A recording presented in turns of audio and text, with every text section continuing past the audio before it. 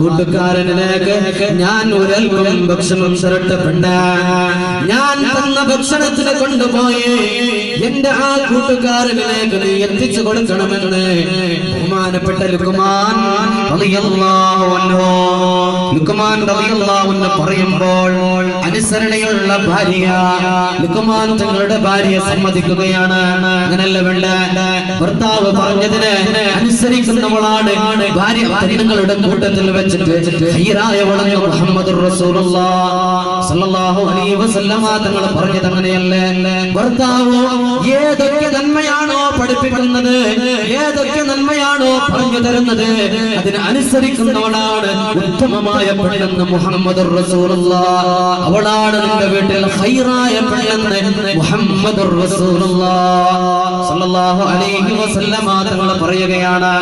അങ്ങനെ ലുക്മാൻ തങ്ങളതാ ഭാര്യയോട് പറയുമ്പോൾ ഭാര്യ അവിടെ പറഞ്ഞതിനെ അനുസരിക്കുകയാണ്.